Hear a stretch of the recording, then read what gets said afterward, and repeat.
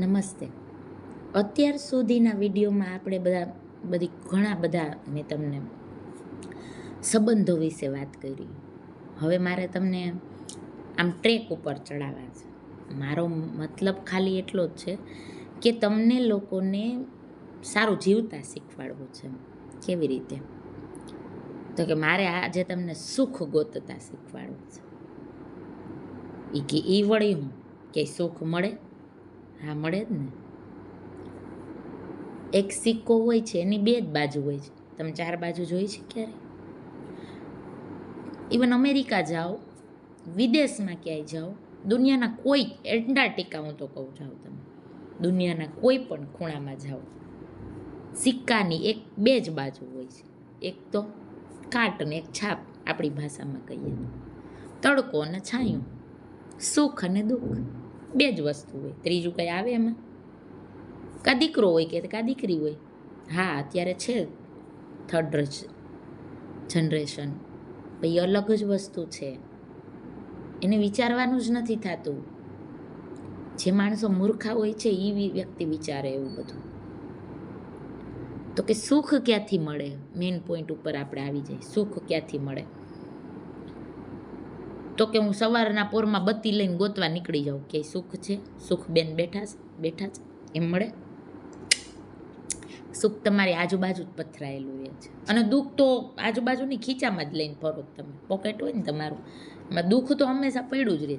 કારણ કે જે નબળી વસ્તુ હોય ને એ તમારે ભેગી આટા મારતી હોય, અને જે આપણા સબળા એટલે સારા પાસા હોય ને એ થોડાક આપણાથી દૂર હોય.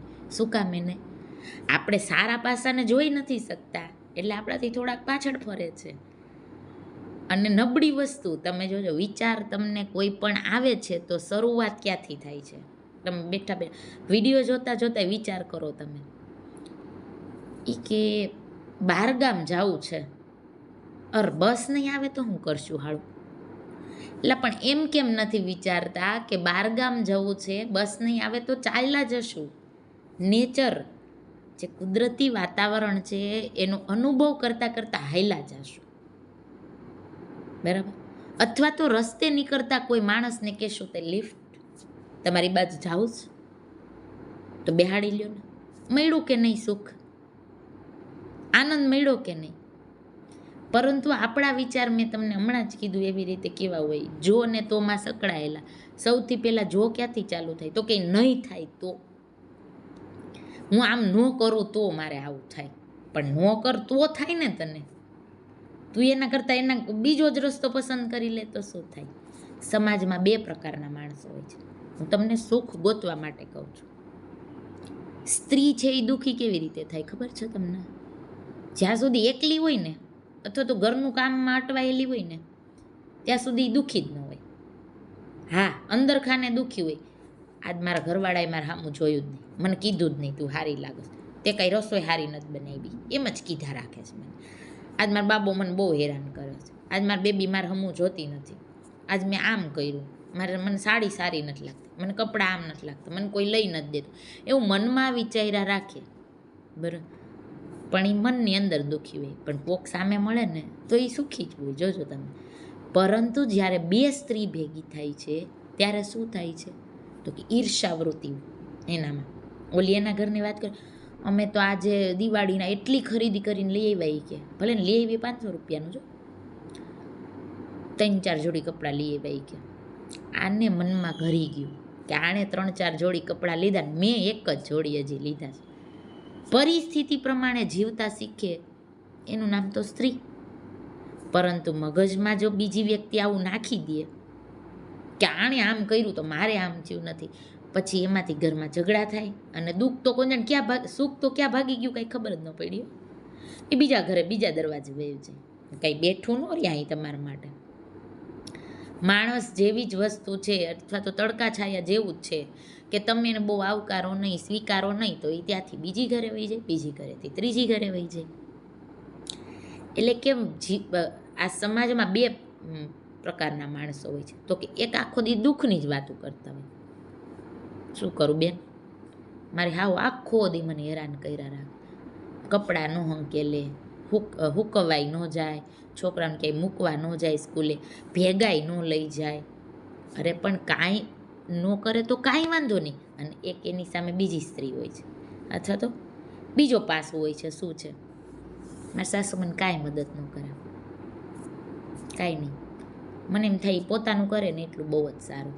આપને મદદ કરવી અને એનું ખોટું પગને હાથને દુખે અને વળી પાછું આપણે હેરાન થવું, દવા લેવા જવું, એના કરતાં એ પોતાનું કરે છે ને સારું. એની રીતે મંદિરે જઈ આવે, એ એની રીતે ખાઈ લે, અથવા ખાય નહીં કે અમારે ખવડાવવું પડે, પણ મને એમાં આનંદ છે. એ કે એ એનું પોતાનું કરી લે છે.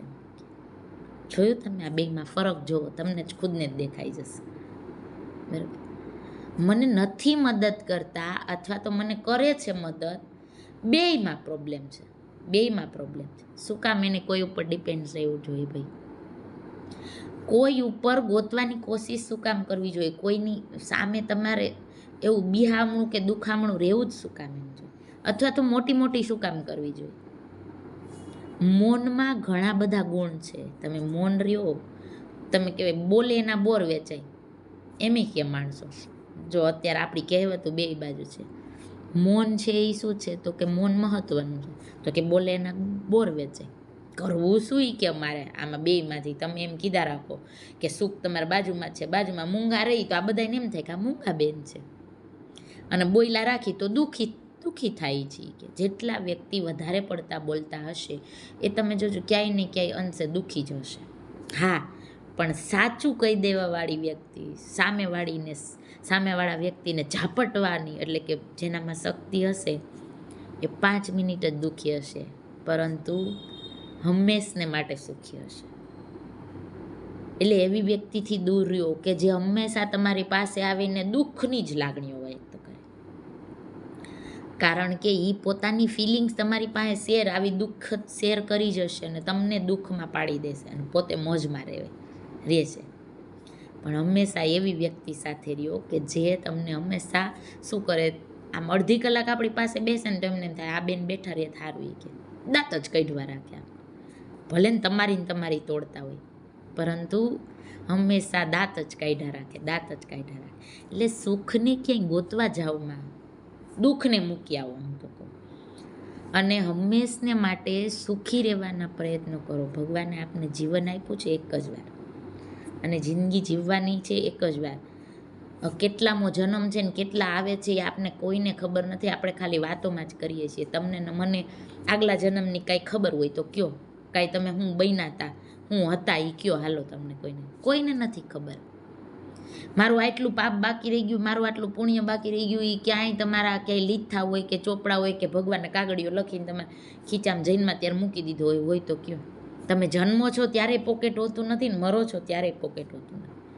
તો આ પોકેટની વચ્ચેની 4 દિવાલોમાં જે જીવન જીવો છો ને, એ દુઃખી જીવવું એના કરતાં તો એ મોજથી લ્યો, પ્રફુલ્લિત રહ્યો. અને કોઈ દુનિયામાં કોઈ એવી વ્યક્તિ નથી કે જેને 2 પાસા નથી આવતા. કરોડોપતિ જે વ્યક્તિ હોય છે એને 2 પાસામાં જીવવું પડે છે, અને જે હાવ ગરીબ હોય છે એને 2 પાસામાં જીવવું પડે. કયો પાસો સિલેક્ટ કરવો એ આપણા હાથમાં હોવો જોઈએ. જય હિન્દ, જય ભારત.